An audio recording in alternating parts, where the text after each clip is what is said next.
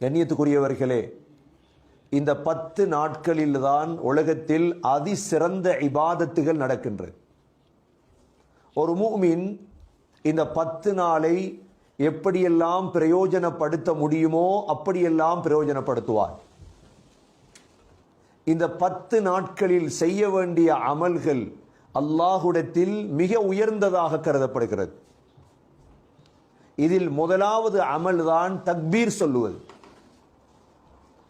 ஹஸரத் Abu Hurairah ரலியல்லாஹு அன்ஹு, அப்துல்லா பின் Umar ரலியல்லாஹு அன்ஹு இரண்டு பேரும் இந்த துல் ஹஜ்ஜுடைய 10 நாட்கள் மார்க்கெட்டுக்கு சென்று தக்பீர் சொல்லுவார்கள்.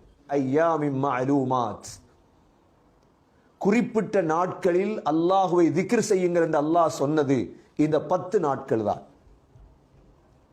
சுப்ஹான கலிமா ஓதலாம். சுப்ஹானல்லாஹி வல்ஹம்துலில்லாஹி வலா இலாஹ இல்லல்லாஹு வல்லாஹு அக்பர் வலா ஹவுல வலா குவத இல்லா பில்லாஹில் அலியில் அஸீம்.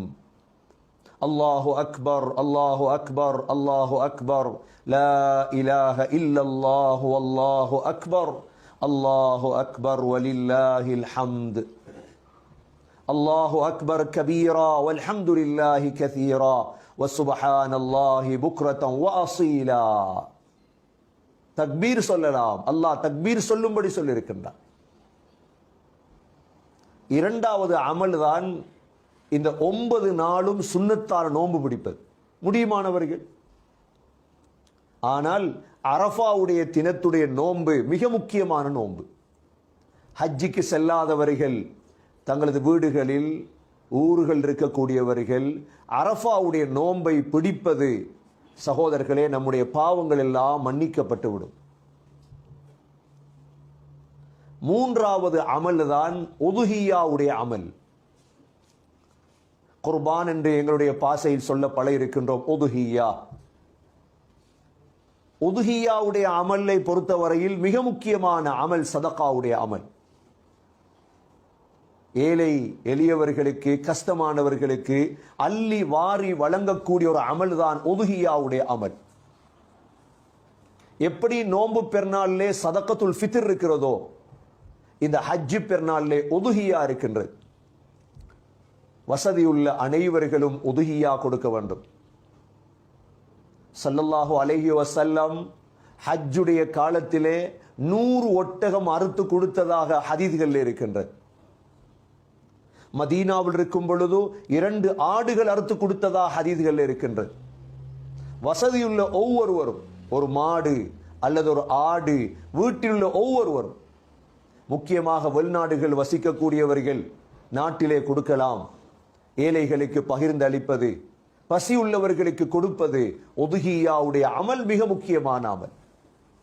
ஹதீஸ்களிலே வந்திருக்கின்றது, உதுஹியாவுடைய நியத்து வைத்தால் துல் ஹஜ்ஜுடைய முதல் நாளிலிருந்து நகம் முடிகளை வெட்டுவதை தவிர்த்து கொள்ளட்டும்.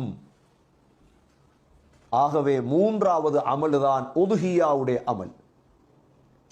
நான்காவது அமல் இஅ்திகாஃபுடைய அமல். உலமாக்கள் 3 10ஐ ஹயாத்தாக்குவார்கள். ஒன்று துல் ஹஜ்ஜுடைய முதல் 10, இரண்டாவது ரமதானுடைய கடைசி 10, மூன்றாவது முஹர்ரமுடைய முதல் 10. இந்த மூன்றிலும் நோன்பு இருக்கின்றது. முஹர்ரமிலே தாசுஆ ஆஷூராவுடைய நோன்பு இருக்கின்றது. இந்த 10லே அரஃபாவுடைய நோன்பு இருக்கின்றது. ஆகவே இந்த 3 10ஐயும் நமது முன்னோர்களாகிய உலமாக்கள் உயிர்ப்பிப்பார்கள். அடுத்த அமல்தான் ஹஜ்ஜிக்காக செல்லக்கூடியவர்களுக்கு முக்கியமான நாள் அரஃபாவுடைய நாள். இந்த அரஃபாவுடைய நாள், இந்த 10க்குள் 9ஆம் நாள் அரஃபாவுடைய நாள். ஹஜ்ஜிக்கு செல்லக்கூடிய அனைவர்களும் அரஃபாவிலே துஆவிலே ஈடுபட வேண்டும். ஸல்லல்லாஹு அலைஹி வஸல்லம் சொன்னார்கள், அல் ஹஜ்ஜு அரஃபா. ஹஜ் என்றாலே அரஃபா தான், 9ஆம் நாள். நாட்டில் உள்ளவர்கள் நோன்பு பிடிப்போம். அரஃபாவில் தங்கக்கூடியவர்கள் உம்மத்துக்காக, உம்மத்துடைய ஹிதாயத்துக்காக, நேர்வழிக்காக துஆ செய்ய வேண்டும். மிக முக்கியமான வரலாற்று முக்கியத்துவம் மிக்கக்கூடிய நாள் அரஃபாவுடைய நாள். இதுவும் இந்த 10க்குள் தான் இருக்கின்றது.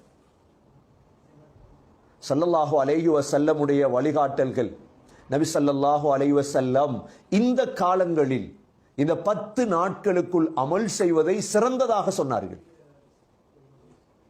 இந்த 10 நாட்களுக்குள் செய்யக்கூடிய அமல் ஸல்லல்லாஹு அலைஹி வஸல்லம் சொன்னார்கள், எல்லா அமல்களும் சிறந்தது.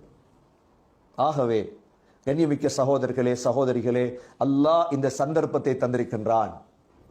சந்தர்ப்பத்தை பயன்படுத்துவதாக இருந்தால் குர்ஆன் ஓதலாம், ஸலவாத்துகள் ஓதலாம், திக்ர்கள் செய்யலாம், சதகாக்கள் கொடுக்கலாம், ஃபர்தான ஹஜ் செய்யக்கூடியவர்கள் ஹஜ்ஜுக்காக புறப்பட்டு செல்லலாம், ஹரத்திலே தங்கியிருப்பவர்கள் உம்மத்துக்காக சமூகத்துக்காக துஆ செய்யலாம்.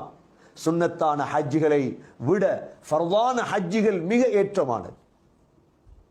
ஃபர்தான ஹஜ்ஜுகள் மிக ஏற்றமானது. ஹஜ்ஜுடைய நியத் வைத்திருப்பீர்கள், ஃபர்தான ஹஜ் உங்களுக்கு அந்த ஃபர்தான ஹஜ்ஜை நிறைவேற்றுவதற்காக வழியாக வேண்டும். கண்ணியமிக்க சகோதரர்களே, சகோதரிகளே, ஆகவே இந்த ரமதானுடைய அதாவது துல் ஹஜ்ஜுடைய முதல் 10ஐயும் யார் அமலை கொண்டு அலங்கரிப்பாரோ அவர் பாக்கியம் பெற்றவர். அதனாலதான் குடும்பங்கள், பிள்ளைகள், மனைவி அனைவர்களையும் இந்த அமலுக்கு பழக்க வேண்டும். ஸல்லல்லாஹு அலைஹி வஸல்லமுடைய கடைசி ஹஜ் இந்த காலத்தில் தான் அமைந்திருந்தது. ஸல்லல்லாஹு அலைஹி வஸல்லம் துல் காதா பிறை 24 ஹஜ்ஜுக்காக வெளியானார்கள். துல் ஹஜ் பிறை 4 மக்காவை வந்தடைந்தார்கள். இந்த கடைசி 10 ஸல்லல்லாஹு அதாவது இந்த ஆரம்ப 10 மக்காவிலே தான் ஸல்லல்லாஹு அலைஹி வஸல்லமுடைய ஹஜ்ஜுடைய காலம் கழிந்தது. ஆகவே கண்ணியத்துக்குரிய சகோதரர்களே, அல்லாஹ்வை திக்ர் செய்வது, தக்பீர் சொல்லுவது, சுப்ஹான கலிமா சொல்லுவது, இஸ்திக்ஃபார் செய்வது, ஸலவாத்துகள் ஓதுவது, குர்ஆன் ஓதுவது, இது உடம்பால் செய்யக்கூடிய அமல்கள். பணத்தால் செய்யக்கூடிய அமல்கள் தான் சதகாக்கள் கொடுப்பது, சாப்பாடுகள் சமைத்து கொடுப்பது, உதுஹியாவை அறுத்து ஆடோ மாடோ அறுத்து மக்களுக்கு பங்கிட்டு கொடுப்பது. அல்லாஹ் சுப்ஹானஹு வ தஆலா உயர்ந்த பாக்கியங்களை அல்லாஹ் தருவார். ஹஜ் செய்யாதவர்கள் நீயத்தை வைத்து ஹஜ்ஜிக்காக புறப்படுவது, இதே போன்று உடம்புடைய அமல் தான் நோன்பு பிடிப்பது. இந்த 9 நாளும் நோன்பு பிடிக்கலாம், அல்லது அரஃபாவுடைய தினம் நோன்பு பிடிப்பது. சகோதரர்களே, இவ்வாறான அமல்கள் செய்வதன் மூலமாக அல்லாஹுடைய பொருத்தத்தை நாம் அடைய வேண்டும். இல்லாவிட்டால் அல்லாஹ் இவ்வளவு முக்கியமாக சத்தியம் செய்திருக்க மாட்டான். வல் ஃபஜ்ர் வ லயாலின் ஆஷ்ர், இந்த 10 இரவுகள் மீது சத்தியமாக. எப்படி இரவுக்கு கண்ணியம் இருக்கிறதோ அதே போன்று துல் ஹஜ்ஜுடைய பகல்களுக்கும் கண்ணியம் இருக்கிறது. துல் ஹஜ்ஜுடைய பகலும் முக்கியமானதுதான். ஆகவே இந்த உயர்ந்த அமல்களை, சிறந்த அமல்களை செய்யும் பாக்கியத்தை அல்லாஹ் நம் அனைவர்களுக்கும் நசீபாக்குவானாக.